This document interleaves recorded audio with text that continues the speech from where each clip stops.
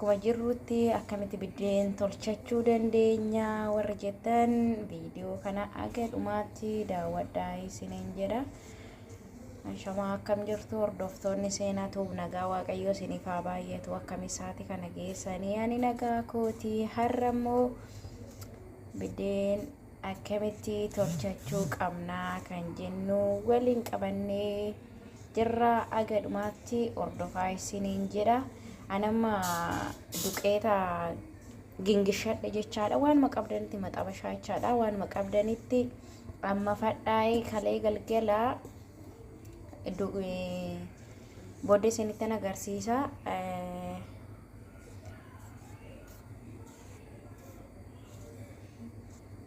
Bishaan jedhee tanan daakuu maankaa lama jedheen irshoo hin beektu isa jedhee walitti rukutadhee bulee hinaama daakuu koo amma fadhee bukeessaa hamma nanammasaa. Isinis maxabashaa waan maqabdanitti amma fadhaati bukeeffadhaati.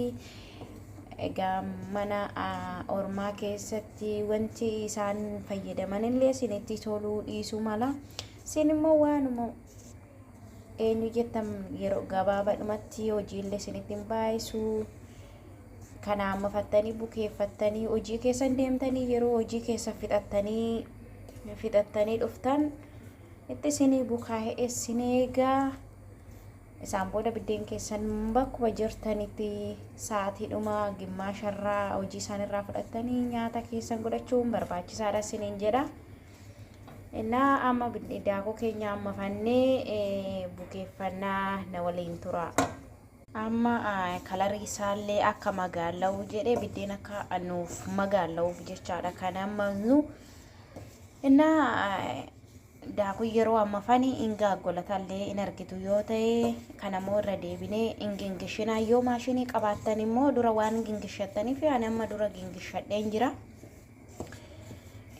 Yoo maashinii qabaattan akka gaaggoliisa sinjala eenyu jedhuu fi maashiniidhaan daakkadhaan amma sila maashinii qabuuf iyyuu irra deebi'ee gingishuun nan barbaachisu jechaadha. Maashiniin qaba maashinii ittiin eenyu jedhu gaaggoliisti isaa balleessu jechaadha. Warroonni immoo maashinii xiqqoo hin qabne booddarra isinirtan agarsiisa. Gingishadha jechaadha. Sinjala gaaggolata yeroo bukeessita sira ta'ee fi raacatii yeroo itti naqattanii hamma kalarii isaallee magaala'eeraa gara dhumaatti deema jirra amma fanne. Isaan booda xiqqoo qorrisiifanneet amma jalan dhaamsa qorrisiifannee booddee raacatii sakalee galgala raacateeffannee itti nannee bukeeffannee yeroo firii qabnutti booddee tolchachuu dandeenya jechaadha. Hundumti keessaniyyuu jarrabaa laalaayi mokkora jedhamti. Laalaa isiniin jedha. Amma anaaf nama gaallee amma xiqqoo qorrisiifnee walitti deemina. Guys galgala kana raacateeffadhee rafee jechaadha. Irshoo fi daakumuu maankaa lamaa fi ashaboo jechaadha. Amma kana waliin rukutadhee tanan itti naqadhaa jechaadha. Amma gara bukeeffachuutti maashiniidhaan bukeessatanan jira. Sila goggaleetii qabuufiyyuu isaaf maashinii waan mana keessa maashiniin hin dhabamu jedhee yaada. Mana madaamota keessa maashiniin hin dhabamu isaan godhachuu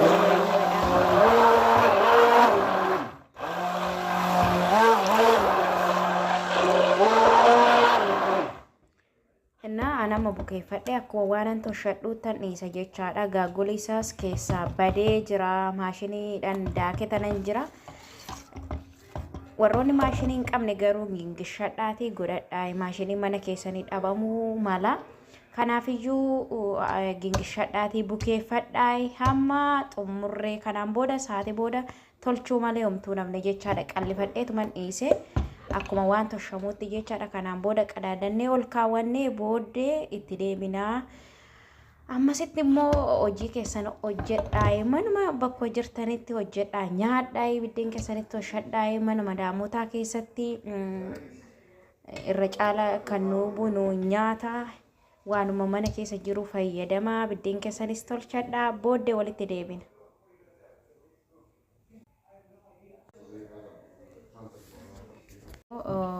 nu bukaa'ee jechaadha. Nu bukaa'ee waliin rukutannee jechaadha. Waliin rukutannee amma gara toshuutti dhufnee jirra jechaadha. Egaa walumaan laallaa sinin jedha laal qallifadheetuman dhiisee warroonni manuma jirtanitti godhachuu barbaadanii asirraa laaltanii akka godhataniif jedhee siniif hojjedhe hamma gara toshuutti deemna jechaadha. Maxabashaa kunoo asitti qopheeffadhee tanan jira. Waanuma qabdanitti maxabashaa hin beektu jedheenidha. Kanumarratti tolchattu jechaadha. Walumaan laalla. Guys, kunoo biddeen tolchaa jirra. Biddeen akkam bareedu siniin jedha. Egaa hundumti keessaniyyuu akkasumatti tolchadhaa siniin jedha.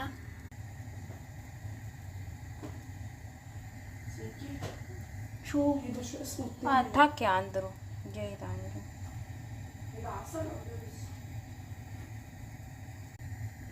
Guys, kunoo biddeen tolchaa jirra. Baay'ee bareeda. Akkasumallee akkanatti mana keessanitti godhadhaa siniin jedha. Kunoo biddeen akkasitti tolchadhaa siniin jedha guys. Hammamu waxii keenya waxachaa jirra. Waanuma qabdan ka mana keessatti waxadhaa siniin jedha. Biddeen keenyas gara xumuraatti oofnee jirra. Biddeen xumureera. Sinis waan mana keessa qabdan tolchadhaa nyaadha. Dhugaa waaqa arabni nyaadhu namaan hin jettu. Isaan gaafa nyaata godhachuu keeyyuu arganii baay'ee ittiin tolu siniin jedha. Bareedu guys, laala kunoo biddeen tolchadhee xumuradhee siniin jedha. Akkuma biyyaatti sinillee akkanumatti tolchadhaa siniin jedha. Ishii baay'ee bareeda jechaadha duubni isaallee. Sinillee